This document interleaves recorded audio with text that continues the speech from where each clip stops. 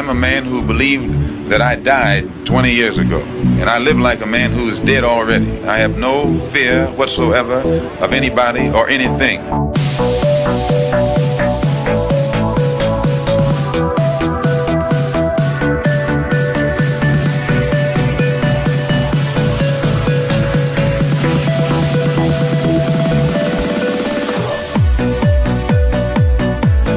Gary Webb. I am an investigative journalist, and in 1996, I wrote a series of stories entitled Dark Alliance, which was about CIA involvement in drug trafficking.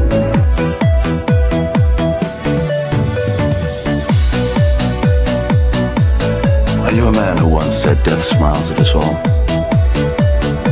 All a man can do is smile back. We've both been skull and bone with the secret society. It's so secret we can't talk about it. What does that mean for America? The conspiracy theorists are going to go on. Sure they are. I don't know. I haven't seen the rest. Number 322. I sad duty to report this afternoon that my friend and colleague, Tim Russert, collapsed and died early this afternoon. I may die in this cell tonight or in the arena tomorrow. I am a slave. What possible difference can I make? And no official of my administration, whether his rank is high or low, civilian or military, should interpret my words here tonight as an excuse to censor the news, to stifle dissent, to cover up our mistakes, or to withhold from the press and the public the facts they deserve to know.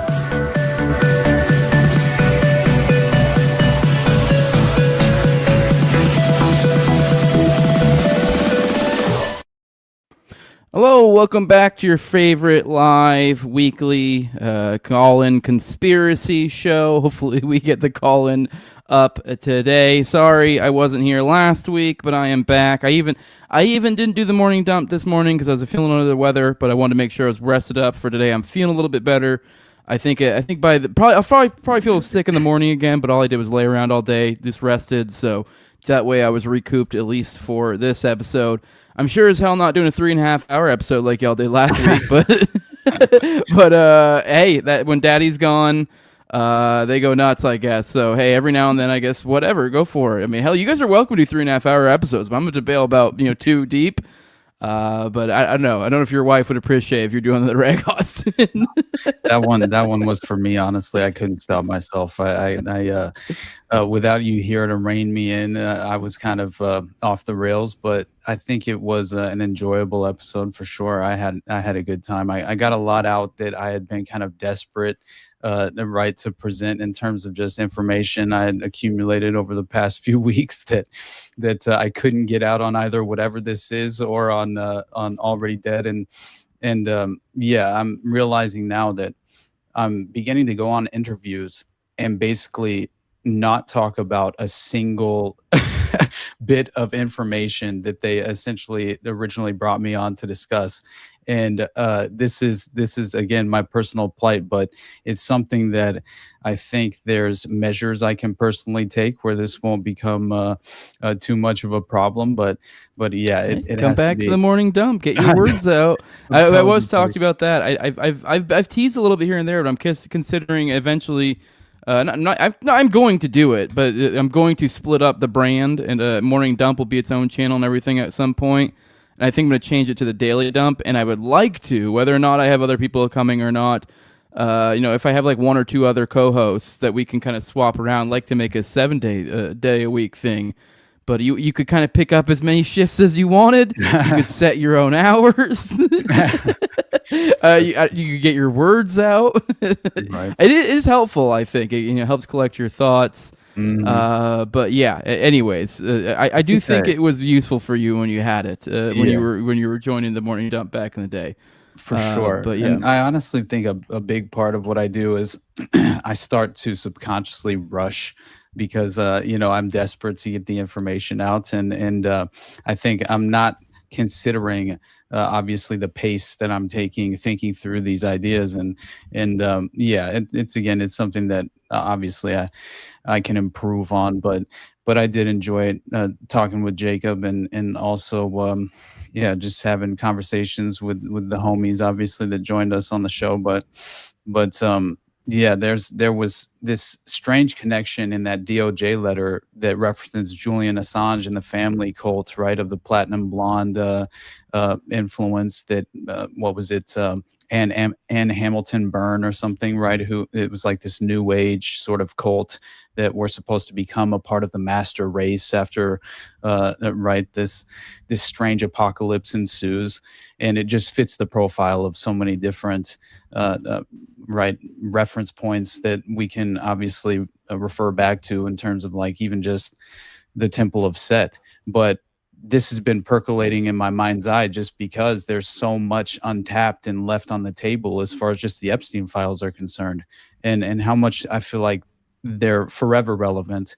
And I mean, obviously, it's almost like a limitless resource that we can tap into at any given moment. But I will say, just as far as just the pressing and timely kind of more relevant events that have been happening over the past week, especially this weekend, well, honestly, on Monday, right? I think it was yesterday that Hitler's birthday, of all days, just in time, the 27th anniversary of Columbine, and we have a sniper open fire from atop an ancient Mexican pyramid, apparently leaving at least one tourist dead, and I think 6 or 7 people were injured, and you know, were taken to the hospital, obviously, for treatment. But what I found to be fascinating is that this individual, alleged perpetrator, Cesar I don't know, Ramirez, he's 27 years old, apparently. And he is the individual who carried out this strange mass shooting on Hitler's birthday, obviously, and the 27th anniversary of Columbine, of all days. But I feel like we should, at the very least, present this strange clip, because, my God, this is, you know, information that hasn't very much been covered as far as that I've seen publicly. And I feel like, obviously, maybe world events and things that are taking the priority in the mainstream media spotlight, but still, you would imagine. I will say real quick, it's not that unusual for Hispanics to idolize Hitler and the Columbine shooters. You'd be surprised how based the Hispanic folks are. They go hard in the paint. They don't realize they are brown. They don't care. They're like, no, I'm just peak white trash. I mean, I'm being a little silly, but at the same time, it is kind of funny. They are a demographic that is far less racially sensitive than probably many other demographics. And what's crazy to me is the reaction of Claudia Sheinbaum, right, the very white and Jewish Mexican president, who seems to be, obviously, she killed Cash, that we spoke on recently, just in terms of the new age totalitarian technocracy that she's administering and helping facilitate in Mexico at this moment. And I think I actually just saw what facial recognition software is being essentially nationwide in the UK, basically, you know, technologically implemented, I guess, on the ground, right? Which I find to be just interesting timing, right? But anyway, I'll play this clip. Gunmen who opened fire on tourists atop a pyramid at Mexico's famous Teotihuacan ruins was a Hitler fanatic who posed for pics throwing Nazi salutes, and was found with an AI-generated photo of himself standing with the Columbine school shooters. What? It's like a Duke Nukem meme. You ever seen that like Duke Nukem meme where he's? I mean, I don't know. He just says different shit. Right. That looks just like the Duke Nukem meme, really kind does. of. And look what it says. But I do find it interesting, the phrase "disconnect and self-destruct." And this is an actual T-shirt that he apparently had custom made, I believe. But yeah, and those obviously are. Or was that just what AI randomly generated? Hey, he could have had that specifically generated, but from what I was reading, this is actually a custom T-shirt that he had personally made for himself, and it was through his, you know, veneration and admiration of the Columbine shooters that he went through this process in the first place, and obviously these T-shirts with wrath and natural selection written on them is what Eric and Dylan had changed into just before they committed the shooting, obviously. But strange, right? According to local officials. Julio Cesar Hasso killed a Canadian tourist and shot several others before he took his own life at the archaeological site near Mexico City on Monday, which was the 27th anniversary of the Columbine High School massacre and also Hitler's birthday. Videos posted on social media show Hasso wearing a black mask with a handgun pacing around the platform as trapped hostages lay face first on the ground. Hasso started shooting tourists from halfway up the Temple of the Moon, a nearly 2,000-year-old structure and popular tourist attraction that was once used for ritual human sacrifice, just after 11:30 a.m. The 27-year-old left at the terror scene a bizarre AI-generated image of him posing with Eric Harris and Dylan Klebold, the two friends who shot up the Colorado high school on April 20th, 1999, killing 14 people and themselves, federal prosecutors said. The shooter also appears to have been a member of a twisted online subculture known as the true crime community. That is what they're running with. In every publication that I could read, they call it the TCC. Like it's some sort of network of online anons who are essentially operating under this sort of accelerationist playbook. But true crime community as the term, sort of an umbrella term that they're using to reference almost a direct, well-established network of people as if they're in communication and very well, kind of orchestrating their influence.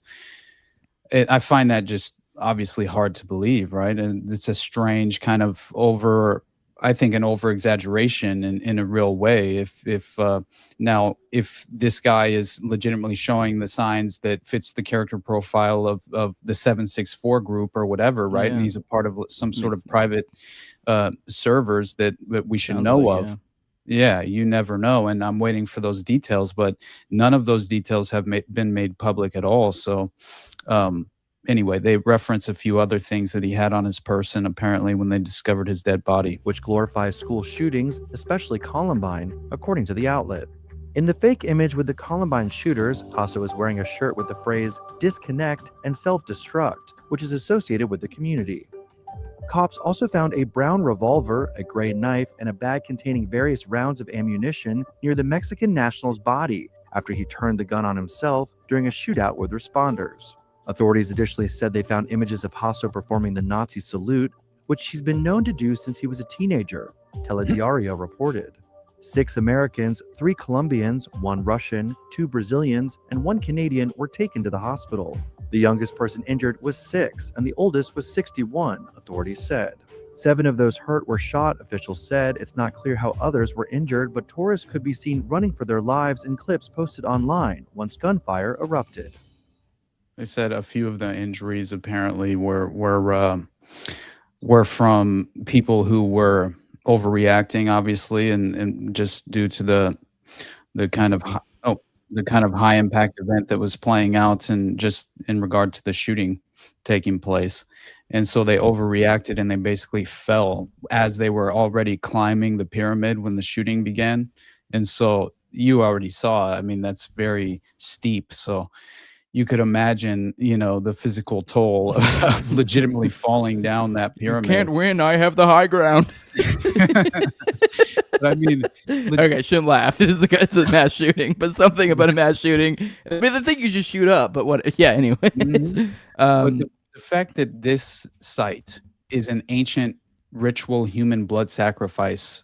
That this is what was legitimately practiced at this site in ancient culture, right? As far as even the obsidian blade removing the hearts out of living victims, right? I mean, this is just Apocalypto was playing upon legitimate facts and that have been documented in recorded history, obviously, and not just the Aztecs, but the Maya. I mean, it's a fascinating history, but I'm not surprised whatsoever that if he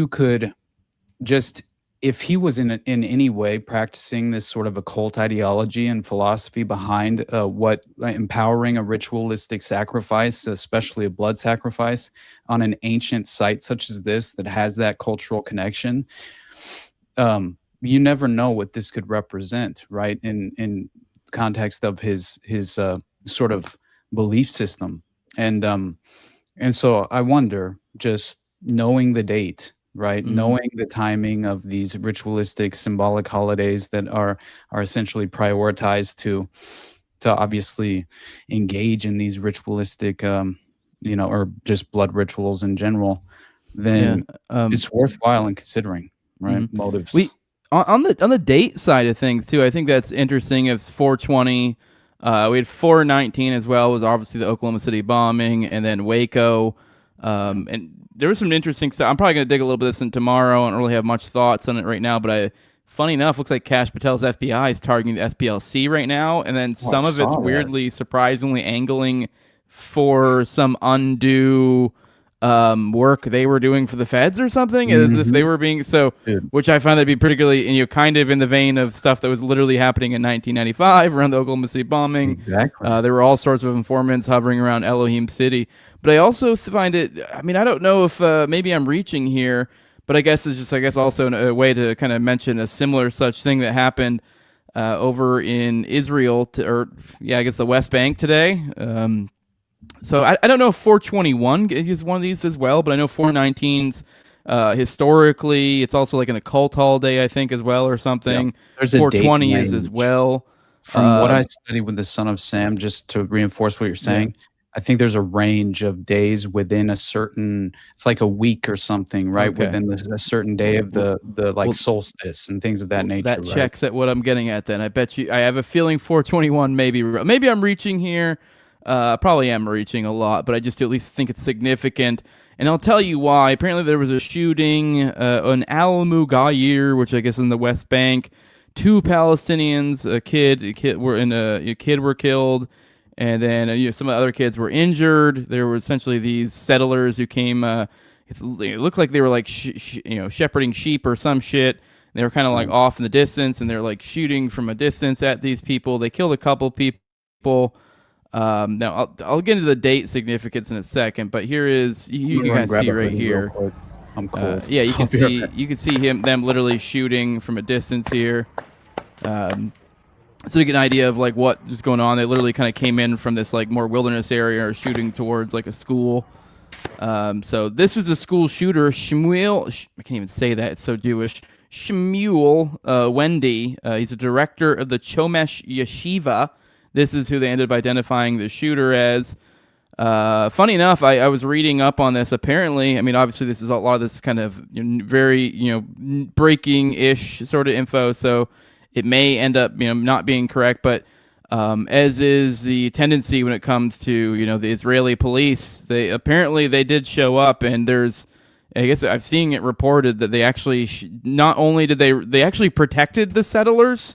Because someone, I guess, tried to respond. One of the Palestinians nearby tried to run towards to assist, and that person got shot in the leg by the Israeli police responding to the situation. So, that makes sense. That's totally how that works.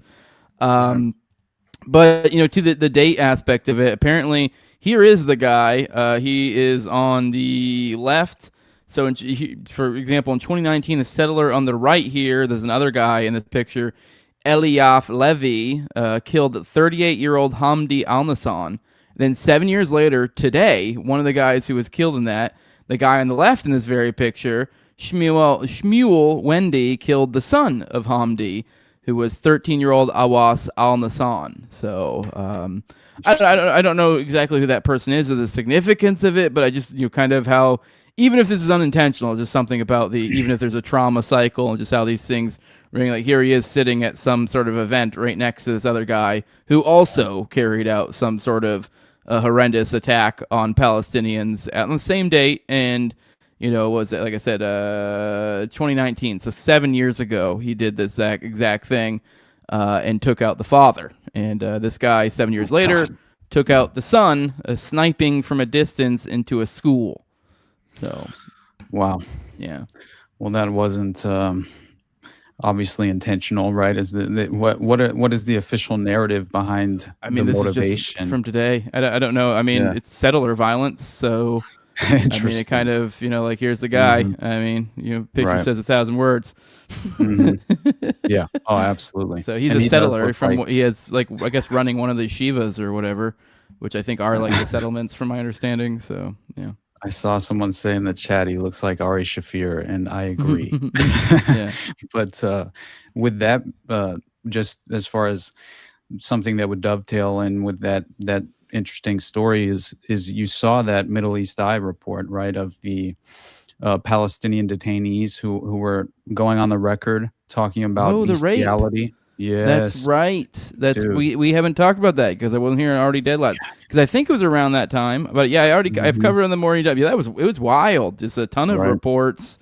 You can straight up ask Grok, like, hey, does Israeli police train dogs to rape people? And we're at the point in time where Grok will go, yes, the Israeli military has extensive reports of being raping people with dogs. And you're like, holy fucking shit. The first thought I had was just I mean, obviously the psychological warfare behind something so sinister, something like bestiality taking place. We've discussed it too often in reference to Marc Dutroux, right? And what happened with Regina Louf and so many of those victims in the X dossier that it was sort of a commonplace, it was very frequent where apparently they would utilize animals in this kind of sinister sexual abuse. I think it was the scarlet snake, right? Was one of the specific, I forget, it was Bernard Weinstein, I think, that was carrying around the scarlet snake at one of the parties where all these children were being abused, and obviously using the snake for that very purpose. And the same goes for strapping in the victims and having dogs essentially have their way with them as well, which is the most disturbing, and reading through those details will never leave you.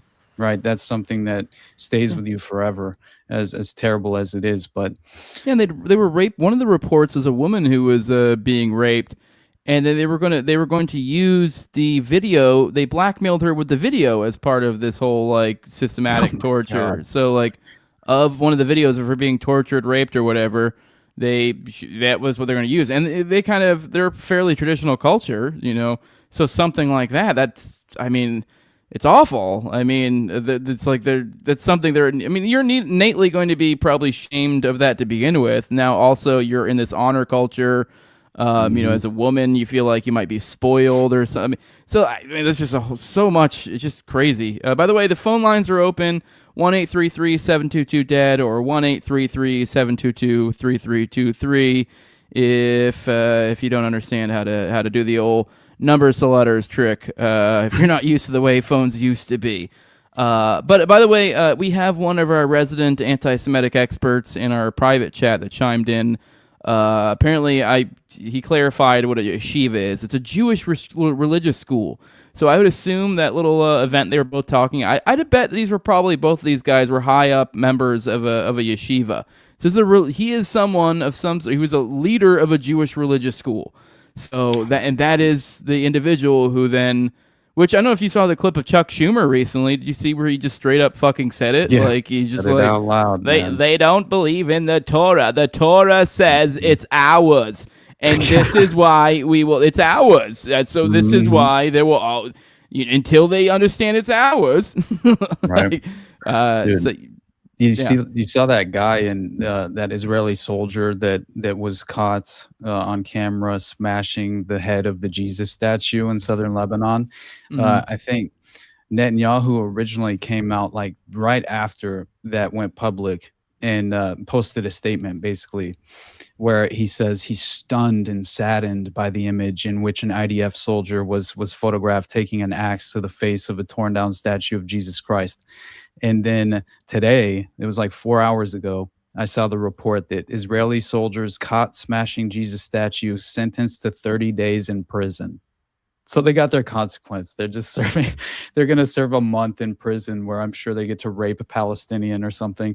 It's like the most ridiculous kind of notion that they're actually serving some sort of sentence and consequence. Well, the ones who we had that whole blow up about recently where they raped the guy behind the riot shields, and they ended up having the whole rioting for the right to rape over there in Israel, and we had some crazy clips coming out of the Knesset with their legit politicians debating whether they're allowed to rape Palestinians.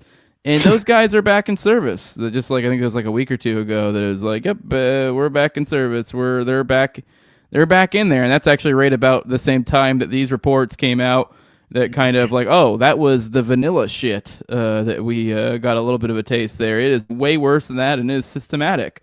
So, yeah. I definitely... These yeshivas are a problem, brother. Yeah, absolutely. And I think this is just it's just another blatant example of the kind of just seeing this isn't normal in terms of now I understand, like, historically speaking, right? Anytime there's an obvious ongoing conflict, you have tragedies and war crimes and just sinister, but not systematically entrenched war crimes. Right. That is absolutely kind of now, I'm not saying it's unprecedented. Obviously, this has happened over the course of history, but I would say ethically problematic at the very least. Right.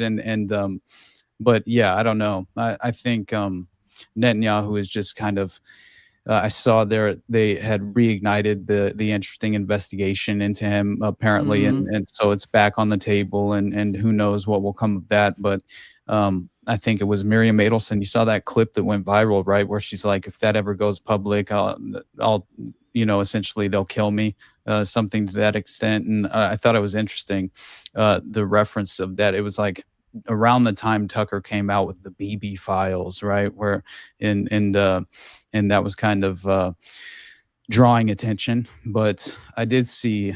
Now I wanted to share this with you personally because I thought it was it's profound in terms of the connection and especially the timing. But I told JJ and Jacob this on Friday, I think it was.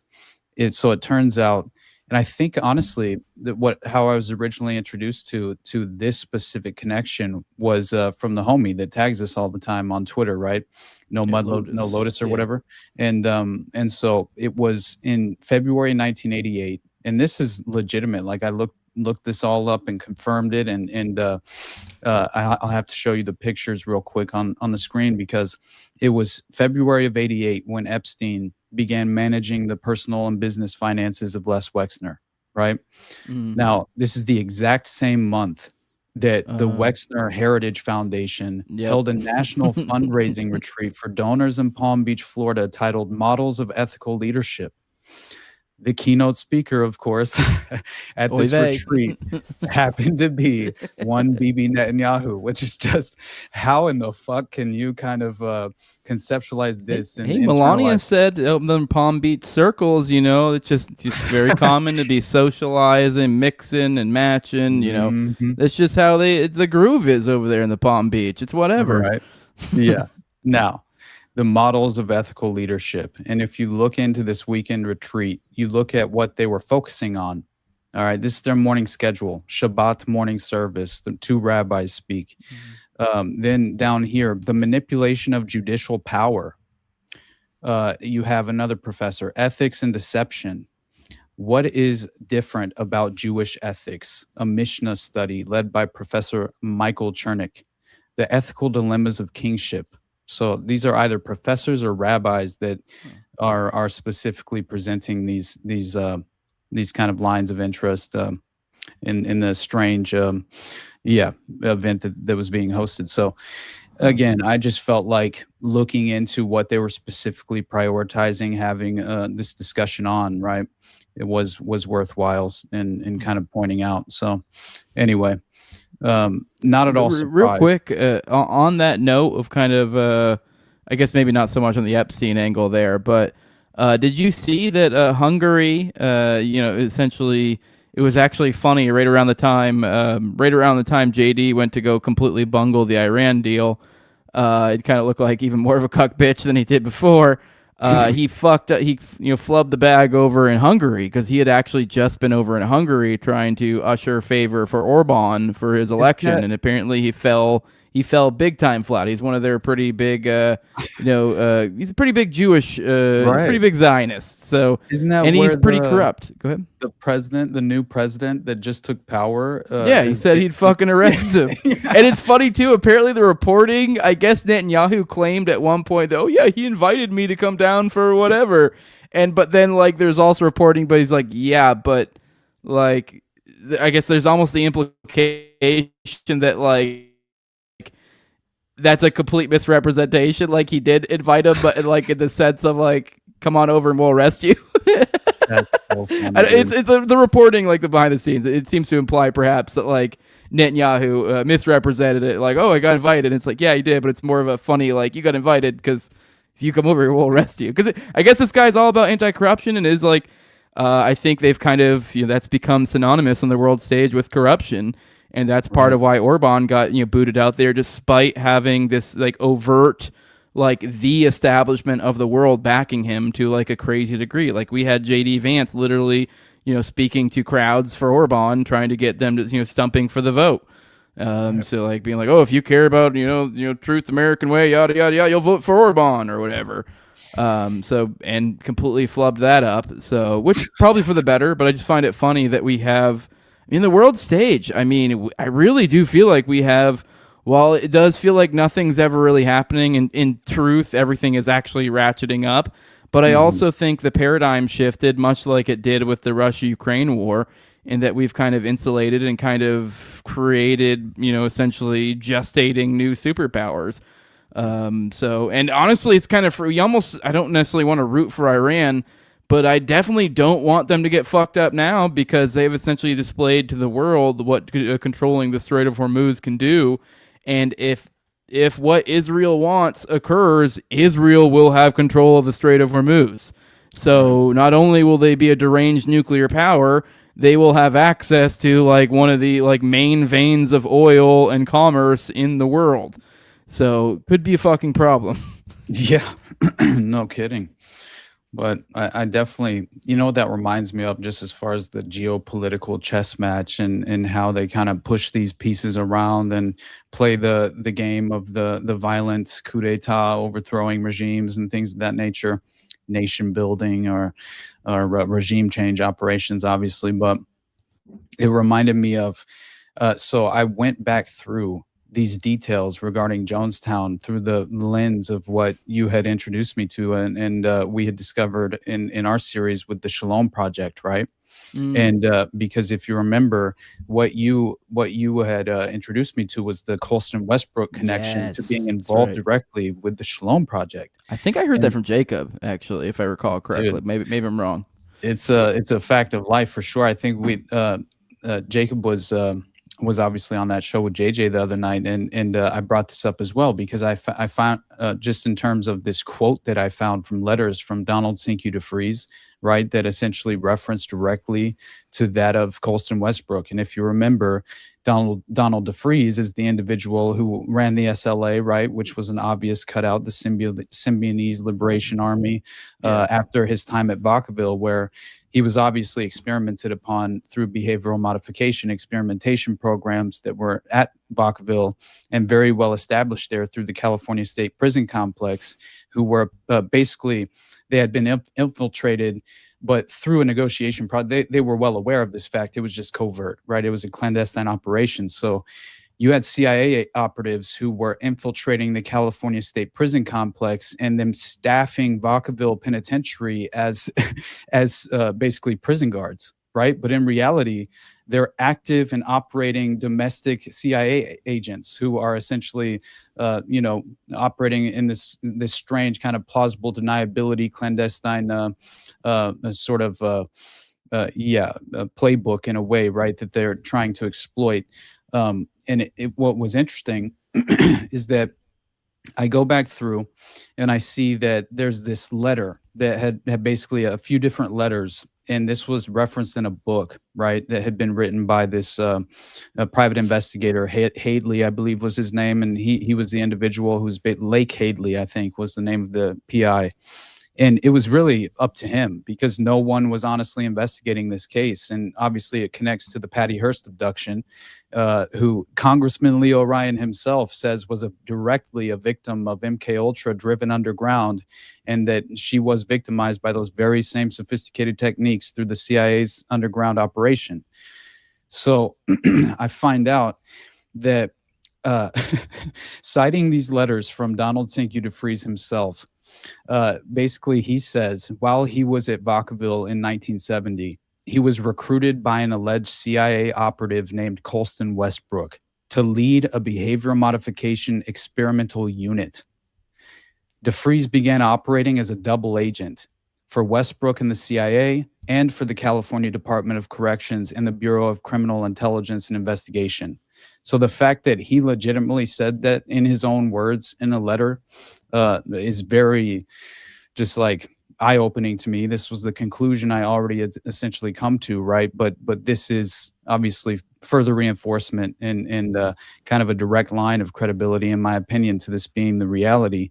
And so Westbrook obviously was directly involved with the Shalom Project, and what I discovered with this is obviously the Angolan rebels, and these this is their direct line into George Philip Blakey, who was the individual who acquired the lease and the property and the funds to acquire the Jonestown property, right, for Jim Jones. So what's obviously fascinating is that I think Mae Brussel reported real quick, on... sorry, I want to highlight a well-known Jewish concept, especially in Kabbalah. I find it interesting here, kind of what we're needling at a little bit, is the golem. You've heard of the golem, right, Austin? Oh, yeah. They create this golem, this non-thinking entity that they are able to control.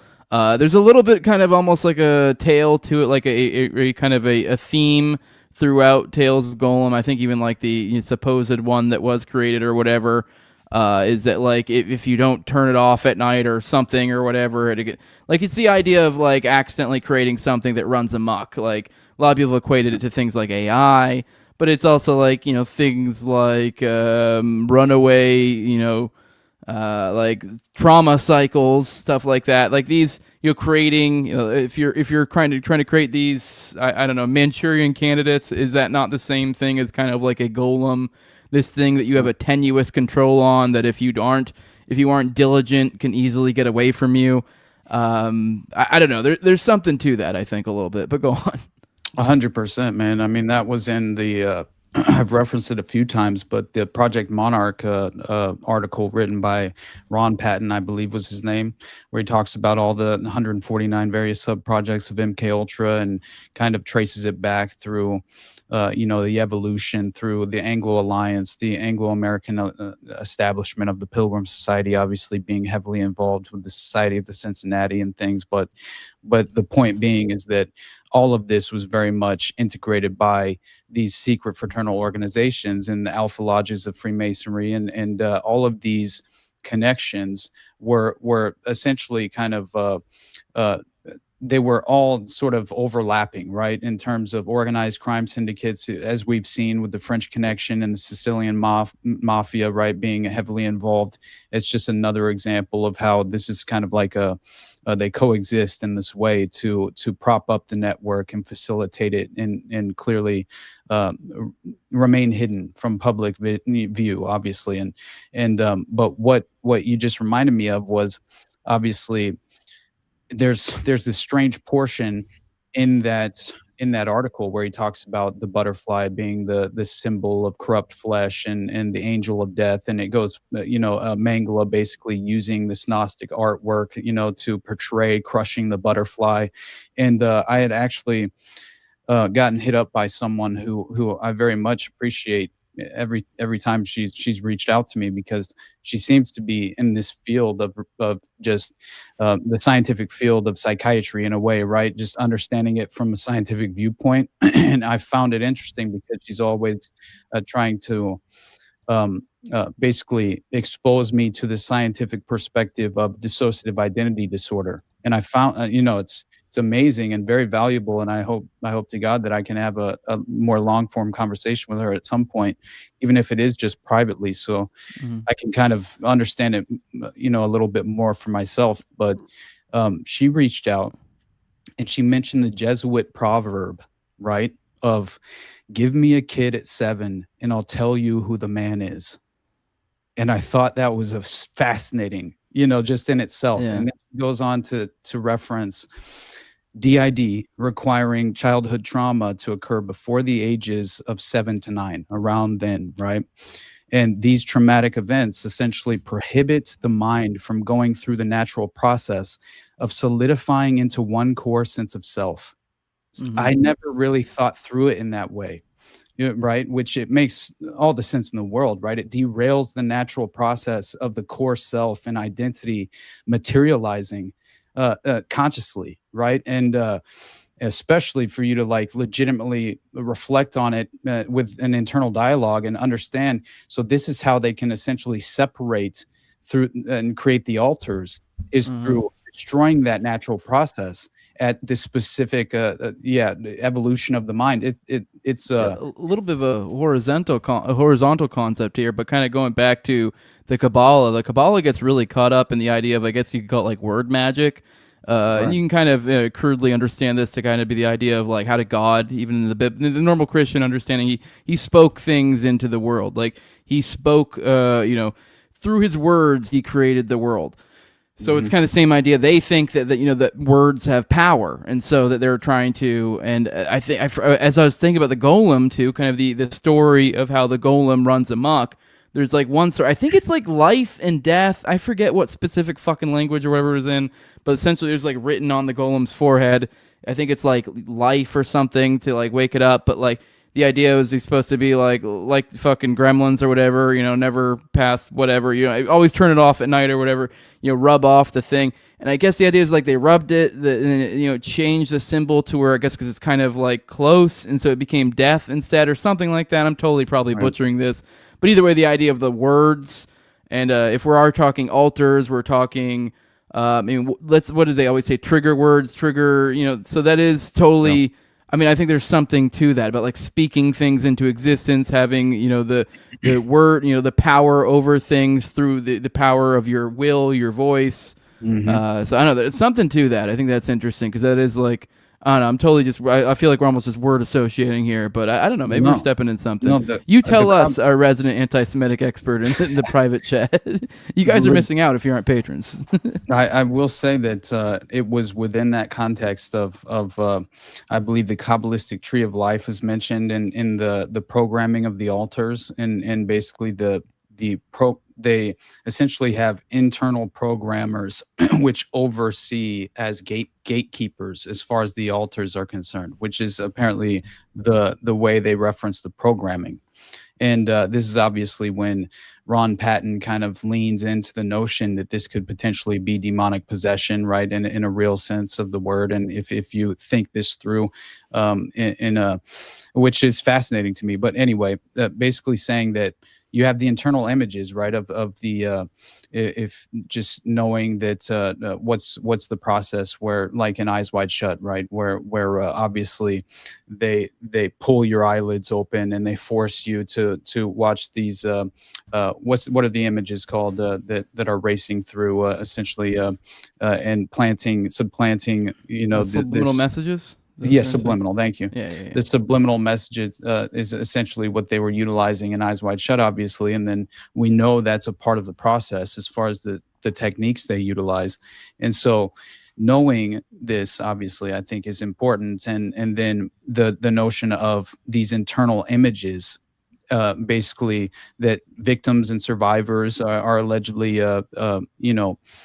it seems to be this kind of commonplace reference point for many of these victims that have a similar perspective as far as what they endured and the images that they tend to see in terms of the programming, which is very interesting. These internal images that apparently they reference are trees, right? The Kabbalistic tree of life and these adjoining root systems, infinity loops being one of the things that they apparently see. Ancient symbols, letters, spider webs, mirrors or glass shattering, masks, castles, mazes, aliens, obviously, which is very interesting. I think many people who have legitimately been experimented upon have equated this with extraterrestrial, exposure, right? That they've had an alien experience when, in reality, I believe they were probably in a scientific laboratory. Can you imagine? Like we talked about the Jewish rape prisons or Israeli rape prisons earlier. Can you imagine if you got black bag in the middle of the night and then people wearing fucking silly masks did literally what they did there to them, or just something like just even as simple as that? Like you don't even need advanced techniques, and you can totally. I really don't feel like it'd be that hard to, I don't know, create the circumstances of which someone would think they got abducted, especially if you introduce things like drugs and stuff. But you could probably do it without even needing any sort of, mind-altering substances. Dude, they say that the main internal structures that they rely upon for the programming basically has it's a system that has a shape like a double helix that consists of 7 levels, which is the Kabbalistic tree of life we were just referencing earlier. And I believe the adjoining root system is definitely a part of how you blend together the programmed alters as well and can trigger them. This is, again, I'm attempting to, I am no expert. I'm only trying to overexpose myself to many of these various techniques so I can kind of conceptualize it from my own self and apply it moving forward, because it is fascinating as hell. And I think to, basically cause an individual and drive them to dissociate is a very interesting process, as much as it's sinister and tragic and disgusting to imagine. It's something you should understand, I think, at the very least, especially if you want to speak on it. But anyway, there was one thing I was desperate to tell you, because obviously we've had the conversation so many times in regard to Jonestown. Is the only reason I brought it up. So I found out that basically Jim Jones' entire cover as a communist was basically a fictional manufacturing, a presentation on behalf of the CIA. And it's essentially, he was meant to be remembered as this by the public, right? And I believe that I think it was in the last 6 months before the massacre takes place, he goes out of his way to basically provide the public with this impression that he's a communist. And so, of course, the temple aide, Deborah Layton, who is married to George Philip Blakey, obviously, right? And they went out of their way not to provide her last name, especially when she wrote a book on the subject following the massacre. And I believe it was her father, if you remember correctly, because basically her father was Lawrence Layton, who was the former chief of biochemistry and director of chemical warfare at the U.S. Army Dugway Proving Ground in Utah. And so obviously that's very important, his role in the 1950s. And I think George Philip Blakey worked for UNITA, right, and was very much a part of the Shalom Project and was basically helping facilitate that operation at the time. But it turns out that essentially Deborah Layton, and she leaves in May of 78, I believe it was, just before the massacre and the revolutionary mass suicide takes place. She leaves. She goes back to the States. Very convenient for her. And then she just so happens to be the individual who seeds the narrative into public consciousness that something tragic is about to transpire in Guyana, right? Turning off the golems. You don't want to be there in case one runs amok, It's fascinating. And she apparently during this time, she also, and considering who she is, she courts the Soviet and Cuban embassies in Guyana and basically helps plan the local May Day celebrations. Now, Russian language classes were being compulsory. It was compulsory, basically, and being taught by force to Jonestown residents at the time, because Jones was running with this narrative to the average, peasant members of the People's Temple that were being brutalized in a way that basically they would escape, if you remember, right, to Russia, and that they would be able to provide the Soviets and Russian intelligence with a code, and this code would then obviously trigger some sort of rescue mission, which again is just a ridiculous, I think, a false narrative, sort of. Although I will say that he was programming many of the People's Temple members to embrace this narrative, but it was all basically a ruse, right? And this association, it was intended to cause the Communist Association to the People's Temple and Jonestown specifically, which would very much become, kind of popular opinion following the events. And still to this day, I think many people are under that impression. And essentially what it was supposed to do is drive further into the subconscious minds of the public this sort of left-wing communist government in order to basically discredit them and the left in the U.S. for, Jones, just considering that Jim Jones was registered as a Republican for years. And his, basically, according to Michael Myers, the author, his politics were basically Bible Belt, KKK member, son of a Midwestern, right. His father was a member of the local KKK chapter, right? And if you remember, it was Jim Jones who was abducting cats, right, his neighbors' cats, and sacrificing them in mock funeral rituals that he would then provide the eulogies for, right, to to these weird kids in his neighborhood.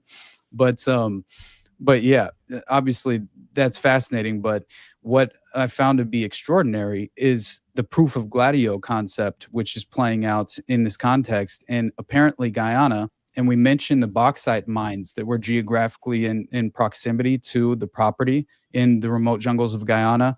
Obviously, the British Black Watch troops happen to be, conducting these strange sort of, just strategic operational practices in the area, right? Which was interesting in its own right, but essentially what you discover is that this was viable and a vital economic resource to the U.S. establishment at the time, and especially with the bauxite being a priority, apparently. And they had this Air Force base that apparently it was called Atkinson Field. And I saw photos of this. And basically this is where Air Force officers were carrying out photo mapping of the entire region.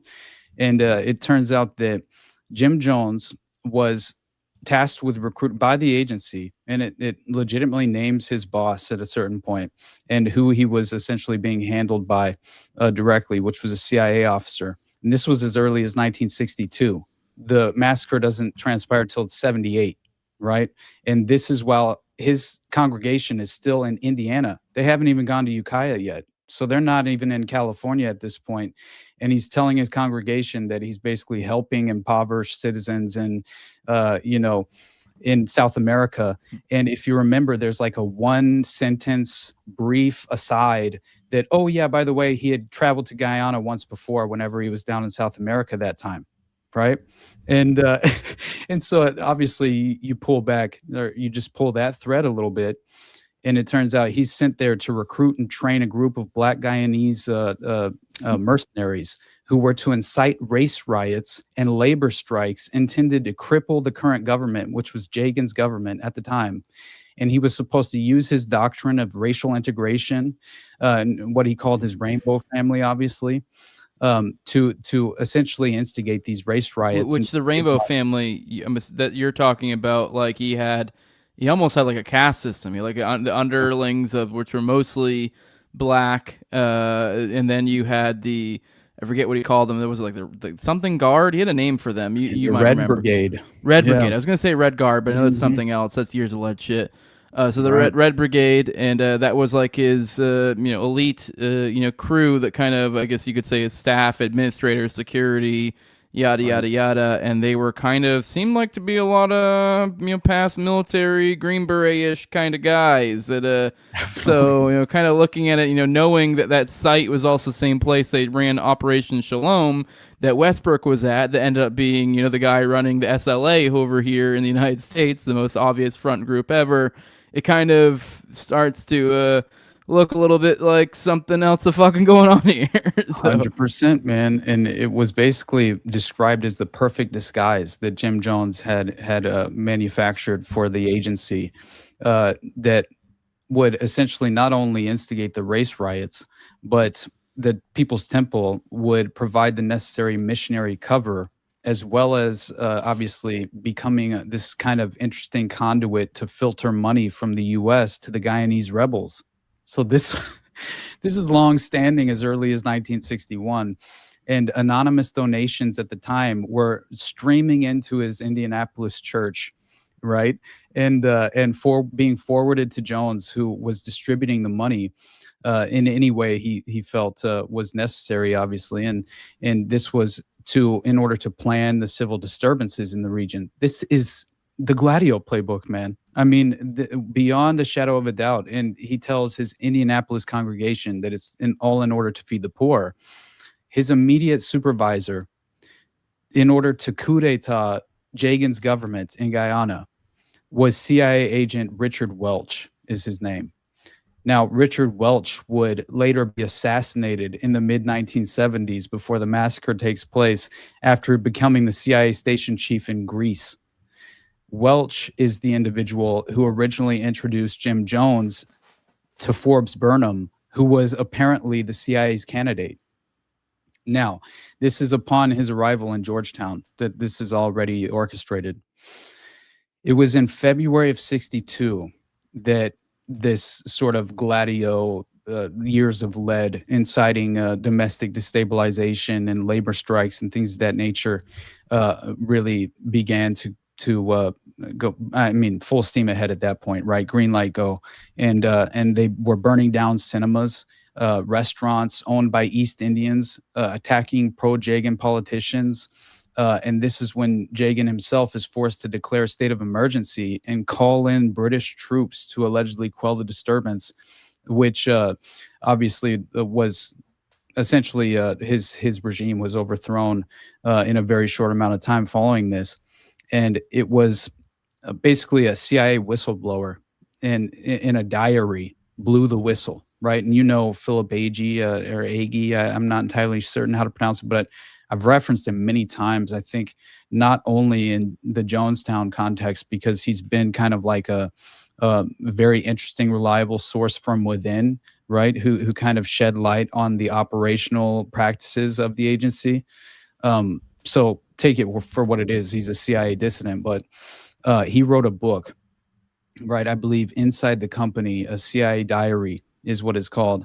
And it's about the Burnham's election as prime minister in December of 64 being achieved largely due to CIA operations to strengthen the anti-Jagan trade unions, which apparently fomented the race riots and at least helped in a very real way facilitate them.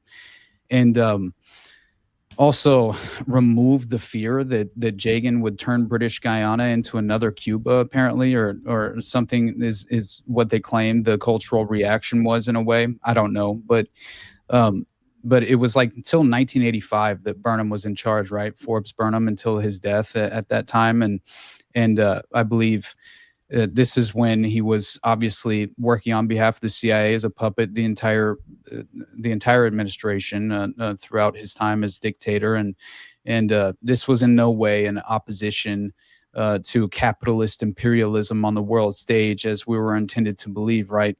And I think throughout his administration, he even authorized the complete totalitarian physical surveillance and wiretapping of any political opponents, the direct stoking right of heightened tensions through the division, at least being the strategic outcome, really prioritizing racism, right? Just dividing Guyana at the time essentially along racial lines, right, is what they were really attempting to achieve. So there's one last point and then I'll stop, and we don't necessarily have to get into mercenaries in Angola and everything else that really details the reality of Shalom and how Philip Blakey and Colston Westbrook were working in tandem. This was documented in detail.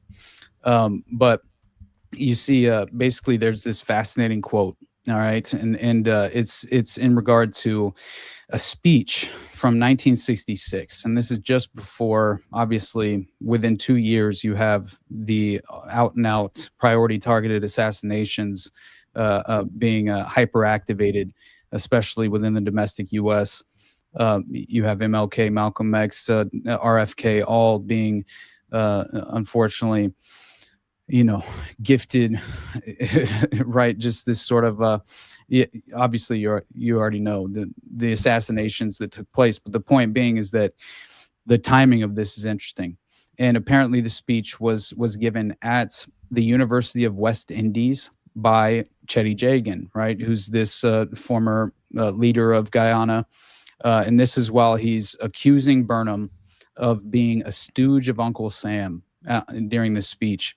And he says, quote, who cuts deals with Washington with the result that Guyana is now a creature of Uncle Sam.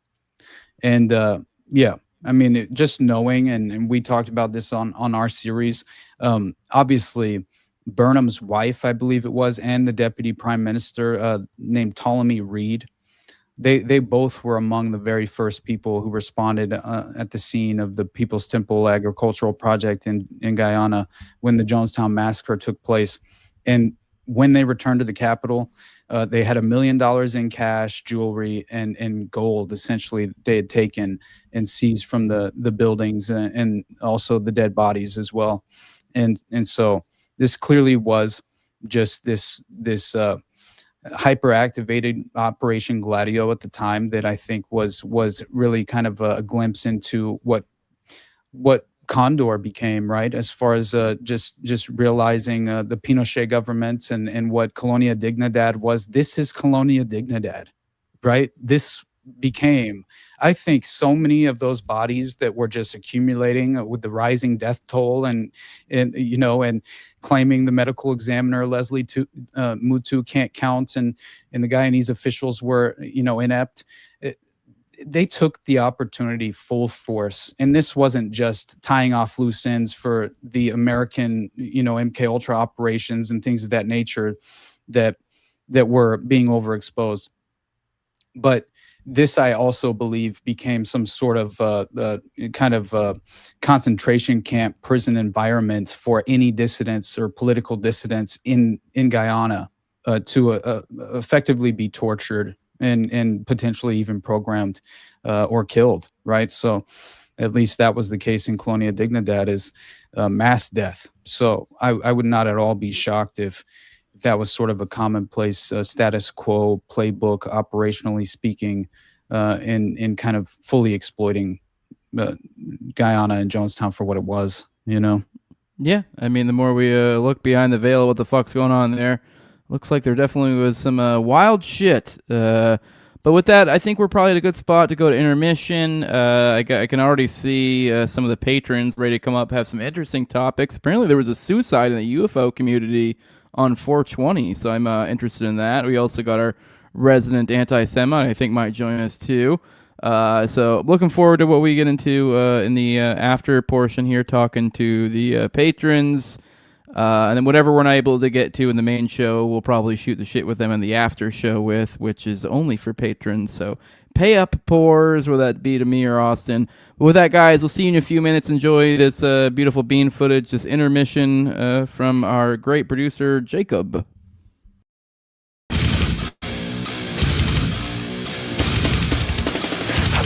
For the final educated for the one derivative humanity, the one I abhor. I need a minute to eliminate forever what the everyday bullshit that I did you out on. Your impossible ego fuck is like a megalomaniacal jab on my jaw. You fucking touch me, I will rip you apart. I'll reach in and take a bite out of the shit you call a life. I don't mind being awkward, ridiculed, made to feel minuscule. When you consider the source, it's got a bit of fall. The only thing you really know about me is that's all you'll ever know. I know what you've been. I know what you've been yourself. I know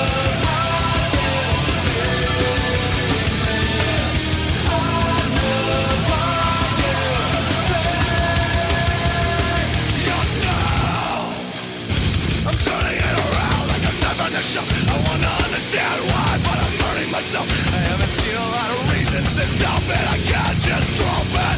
I'm just a bastard, but at least I admit it. At least I admit it.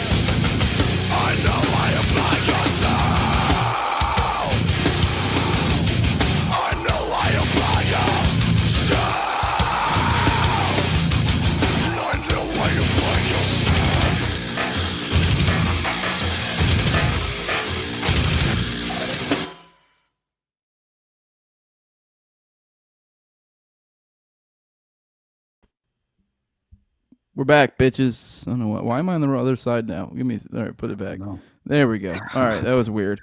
All right, we're back, everybody. Let's get right into we had another topic we were talking about getting in, but I think maybe we should say that for next week. Maybe refine that a little better, unless it comes up naturally. But we do have some interesting patrons' thoughts in here. I want to start off with who was it? Who had the David Wilcox wanted to talk about it? Who was that? That was your mom. Let's get your mom in here. Your mom, you ready to go? I'm pulling you on anyways. Let's do it. Your mom, what's up, brother? Good evening. What's up, buddy? What's up, dude? Good. Yeah, so your boy, your resident 2012 Mayan calendar schizo bro, trained and educated by Esalen Associated Gaia Network psychopaths, has unalived himself on 420 in, wait for it, Boulder County, Colorado, actually right above Boulder, very close where I used to live in Nederland. So that's a little close to home, but yeah, he told his fans that he was having like a rough week or whatever, and he chose to do it on 420. It's a little on the nose. I don't know. I know this guy is now. This guy wasn't he one of the Ancient Aliens guys? Yeah, exactly. He was. That's one of all the I really OGs. know him from. Yeah. He said he was like the reincarnation of Edgar Casey. He said that aliens turned him into a banana. Like he said some crazy shit over the years. So, I was literally just about to say, oh yeah, I remember him being one of the more like rational ones. No, bro, this guy's it's one of the disinfo guys, right? Like he'll say 3% truth and then 97% bullshit to throw everybody off, but. Was he exposed for that at some point? Was he one of the ones? Because I know we've had multiple revelations throughout the years that have like basically confirmed these guys being like disinfo agents, like multiple ones of them. Well, I think the biggest tell is that 2012 happened and we didn't all die. So I would say he's been exposed. But yeah, it's everywhere. I just think that like lower level people like that, when they start to kind of burn out, they become more useful as like a distraction tool, and they get unalived by a cult. And Boulder has lots of cults, especially in the mountains above it. So If anybody remembers, it's actually in the Epstein files too. The DOJ was investigating it because one of the fucking drivers for one of I don't even know if I should say this. Well, whatever, it's in Epstein files.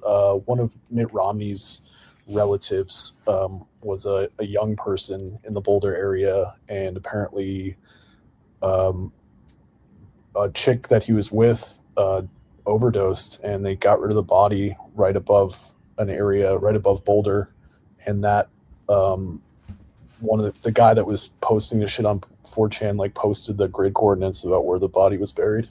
So a lot of such shit happens in Boulder, man. It's not just John Benet Ramsey. I mean, the NIST Center is there, which is like an underground facility. They study like nuke shit. One of the atomic clocks that all the satellites are fucking synced to, I think, is in Boulder. It's just like all feds and glowies. So it's all bad. But yeah, R.I.P. Edgar Casey. Sorry, dude. Well, that's a rough one. Well, any thoughts on that? Was there anything weird about the death? I mean, it seems like kind of a semi-legit suicide. Not like legit, some people, but you know what I mean. Well, the next of kin have yet to confirm this, so it's kind of interesting. I'm looking at it now, and it looks like you just have essentially it stems from an online report that references the sheriff's office incident from April 20th from Boulder County. That is where the alleged rumors are stemming from. Then involved a man in a mental health crisis who died by suicide at a residence matching Wilcox's known address in Nederland, Colorado. So it seems like it's accurate. Yep. No name released yet. Coroner pending next of kin notification. Wilcox recent YouTube live stream April 17th. An active online presence show nothing of the sort. Someone wrote, "I do not believe for 1 minute that David Wilcox killed himself." Obviously, they were mentioning that it's notable that there's no official confirmation about the death. Apparently, he specifically said, I believe it was him who he had written, "Either way, I want you all to know how much I love and appreciate you. Always remember that the Creator is within and we live in a loving universe. I'm grateful to you for all of your love, care, and support." So, I don't know. Who knows? It seems like speculation, I guess, until we get official confirmation from the next of kin, but it looks That's like pretty standard. Like they do that. They always wait to reveal it until they talk to the next of kin. Sorry, Austin. No, you're good. I mean, it makes sense, but it does look like his wife had an interesting IMDb. Looks like they got married in 2017. They split up in 2021. Elizabeth was known, she was a spiritual creator and teacher known for, quote, priestess path, my friends. I think she was associated with the John of God cult too. She had There pictures you with go, her. buddy. Now that's interesting. Just saying. So, Wilcox has had an ascension message for a while, positing that humanity is on the verge of a major shift. It sounds occult, for sure. Yeah, I mean that whole Gaia network. The fuck is the name of that family? It'll come to me. But that whole Gaia network is just, it's all glowy channeling, new age, fucking Blavatskyism. Right. They're all psychos, dude. Was he involved in like the alien cult stuff too? Is that Exactly. So okay, that totally checks out. Yeah, okay. I wonder if they'll find a way to ham-fist this into like all the the UFO / whatever scientists that have gone missing recently. Exactly, bro. Yeah. Exactly. That's why I brought it up. I think all this shit is a distraction against the failure of the wars in Iran getting set up.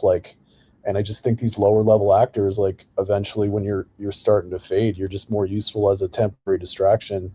And I think all those scientists that disappeared, I think a lot of them were already like assets to be used at a later date if they needed a distraction for something. I think they plan ahead. Cause like, bro, I watched one of the fucking videos of one of the alleged silent scientists that went missing.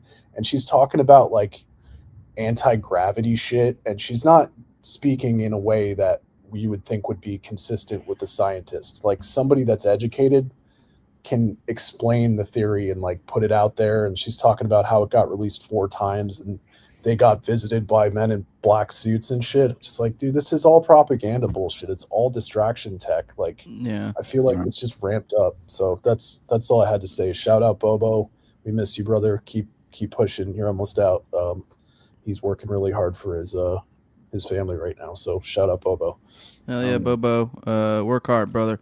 Well, I guess we'll let you go. We got I guess we got Jared in the wings.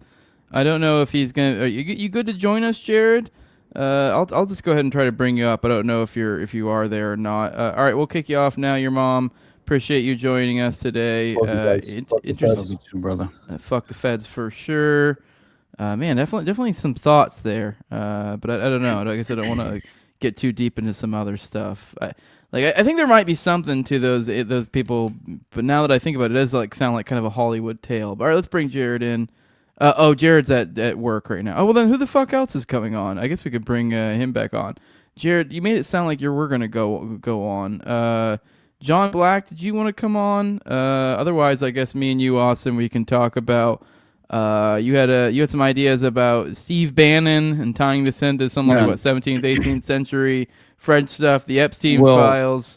I don't think it's this loose tie-in connection that it might have seemed like privately when I was talking to you about it, because I swear to you, no, it fits with what we were talking about before. If it wasn't that I knew it would be another half hour, I was going to segue into that. It would have fit well with the theme stuff we were talking about before the end of before intermission.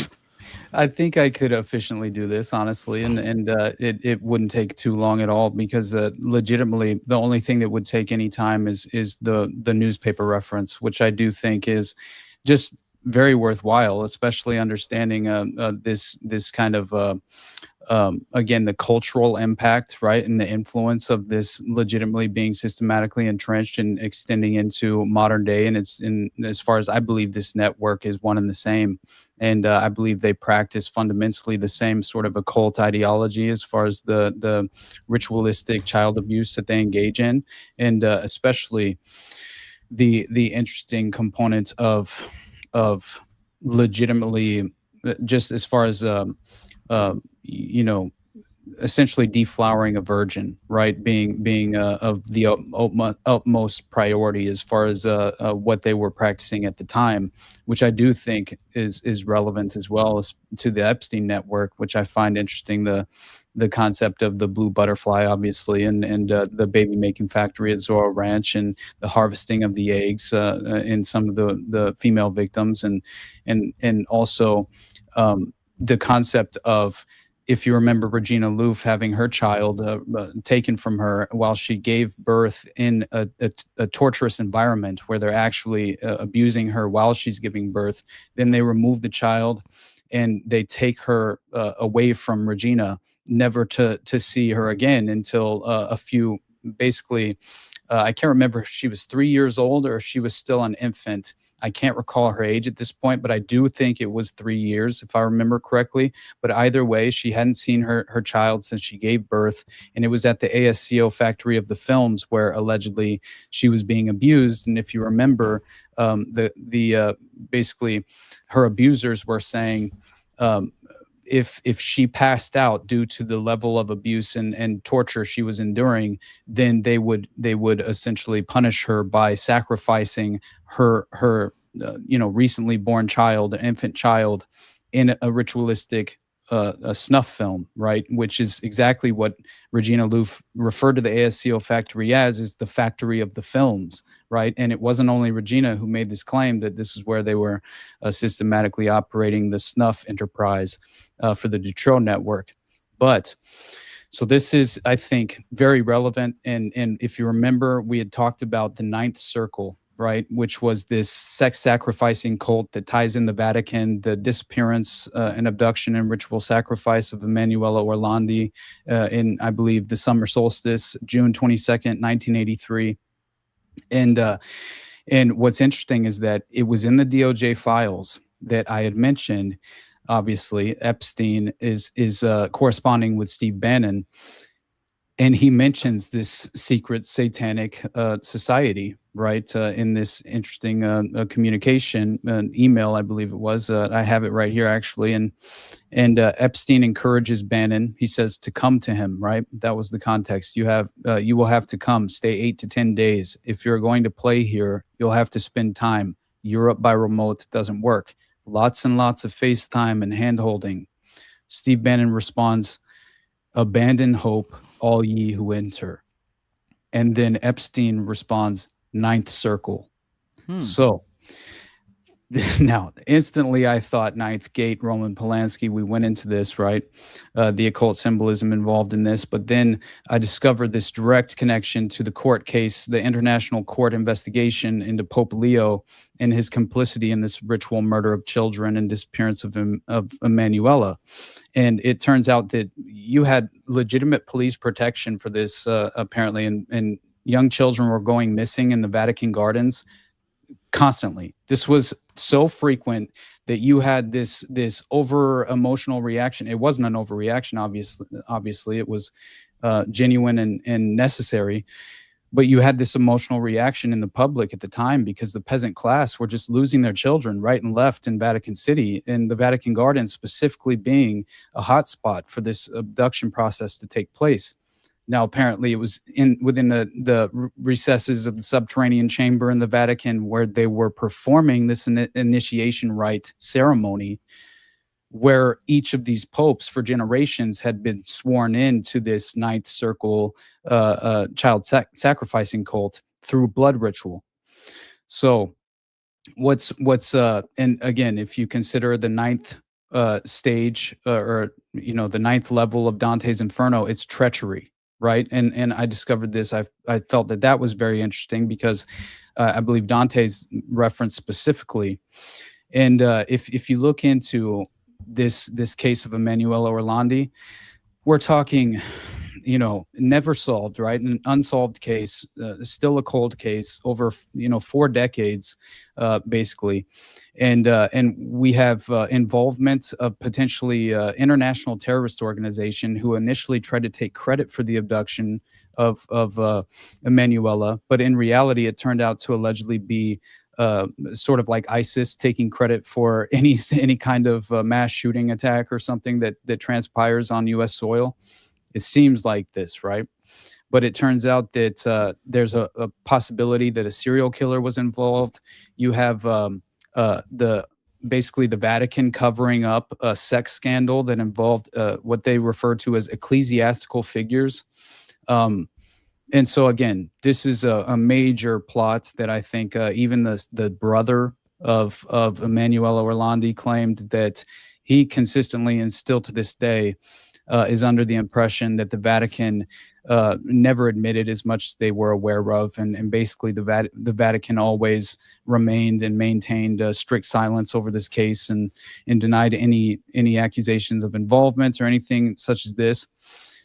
But you look into the details of this, and again, specifically the Vatican sex scandal theory behind the abduction, and it turns out that she wasn't alone, right? We're talking many different girls had gone missing, not just girls, but many different children at this time. And I think a few different girls had actually witnessed her just before she had been abducted as well. So you had some interesting witness statements. But I believe at the end of all of this, nothing was officially solved. And you had Vatican police allegedly recruiting young girls for sex parties, and officials of an unnamed foreign embassy were implicated in being involved in this process. And this was according to basically this victim, right, that a group basically that was victims advocacy group essentially had formed, and they were making the connections that ecclesiastical pedophiles is what they referred to them as, were responsible for essentially having Vatican police and the local gendarmes, which instantly you think of the gendarme connection to the Dutroux affair, right? and how much they were directly involved with propping up that network. But to try and simplify this a little bit more, basically what we have here is a direct reference that I had discovered that I had missed originally, but in hindsight now, after going through the files and the emails, just the correspondence between especially Bannon and Epstein, it turns out this phrase "abandon hope, all ye who enter" has been around for quite some time, and it happens to actually be referenced directly and appear in an 1885 newspaper article on French aristocratic rape rings that I've referenced once before, but I never went into detail. It's called "The Maiden Tributes of Modern Babylon." And shout out to Simon Dovey, the author of Eye of the Chicken Hawk. He has a fascinating website of resource material that's just, it will absolutely, shock you and to your core, right? But it's something that you'll never want to not at least tap into that resource and follow through with everything he's laid out and has to offer as far as his work is concerned. But it turns out, obviously, it was in 1885. You have this individual by the name, apparently he's a member of British High Society, right? And his name is William F. Stead, or Steed, I believe. But he published this series of articles in the Pall Mall Gazette, and it was entitled "The Maiden Tribute of Modern Babylon." And he basically is exposing through these articles what he references as a highly organized child sex trafficking industry operating throughout a network of London brothels. So he says the industry was used to service members of the aristocracy along with other high-powered individuals within institutions, legal, religious, political, with little girls aged anywhere from 5 to 15 years old. And these girls were used to then obviously service this vice and seemingly cultural as well in the way it was being effectively entrenched, right, through the network's influence. And they were specifically, allegedly, according to Simon, they were lusting to violate the chastity of virgins in an extremity of ways, right? So clearly we've referenced many different examples of this. Now, the journalist and member of British High Society was basically, he claims that he himself was a member of the upper echelon of British class, right, of the British class system, and that essentially this was an appeal that he was writing in this context of the articles, an appeal to his peer group to stop violently raping little girls, if not for moral decency, then for that of societal stability, citing a similar culture apparently being ripe amongst French aristocracy and essentially being primarily, just sort of in relation to this, what is referred to as the liberal use of the guillotine, right, during those times, and which is, again, very interesting timing. So he goes in to basically ask, right, he's basically trying to provoke, essentially an emotional reaction from a specific class, a group, the general public in a way, but obviously the lower classes of the aristocratic structure at the time, to essentially have this sort of out and out reaction and publicly call for accountability at the very least. And so, and it, just keep in mind that Stead's status, right, or Steed, his status was apparently so well connected as a scholar, and that he was a founding member of the Cecil Rhodes Society, right, a group that was obviously responsible for incubating these think tanks that to this day are basically the headquarters of the globalist framework, which is the Royal Institute of International Affairs, Chatham House rules, my friend. And then obviously later on, the Council on Foreign Relations. And all of this was basically utilized to create this, what's described as a monolithic Anglo-American bloc, which could strategically, obviously, be exploited and leveraged against us.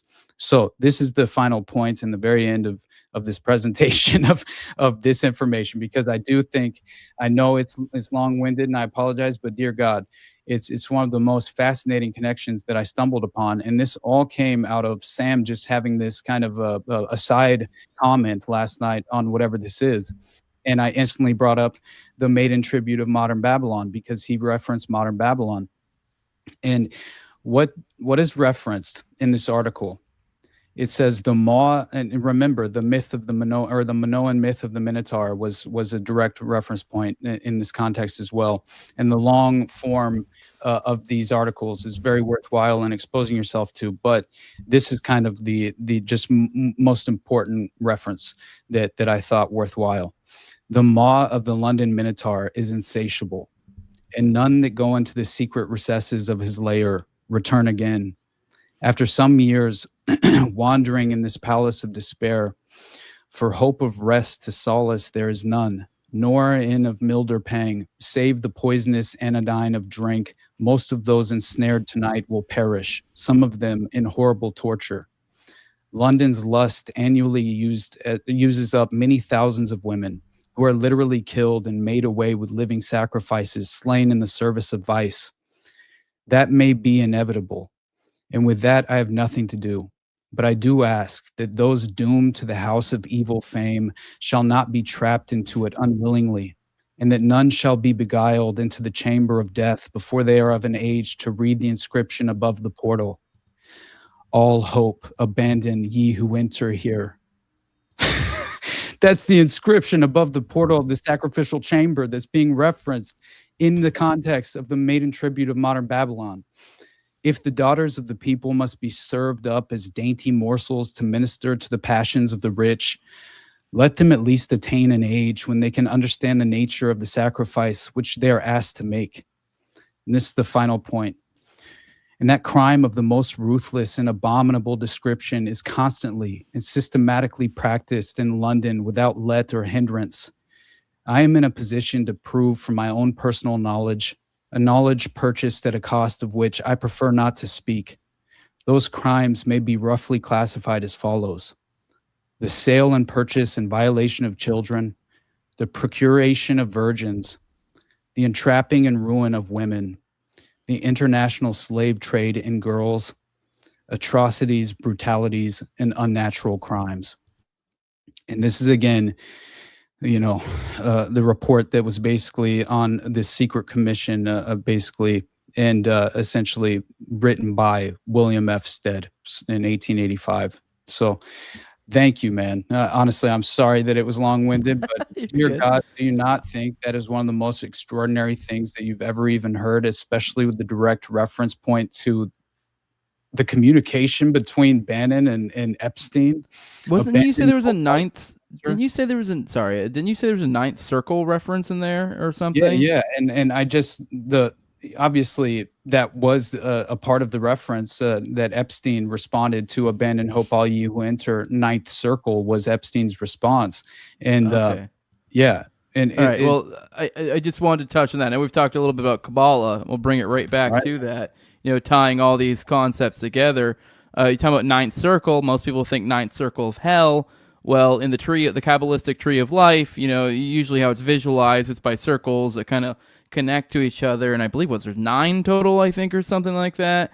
Also, keep in mind, if we're thinking the occult as above, so below, there's many people who talk about this idea of like a tree of death. So if we are talking about the 9 circles of hell, I mean, come on, that is the, if you are to do like the opposite, it's like the descending, because the idea of Kabbalah is like this is the emanations that come forth from God, and that splits to the different whatever the fuck. But anyways, the 9th Sephirot, because they're referred to as Sephirots, is Yesod. It is the bridge between spiritual and physical realms. It's associated with the moon, representing subconscious and the emotional aspects of existence. It acts as a channel for divine energy, facilitating the manifestation of spiritual ideas into the physical world.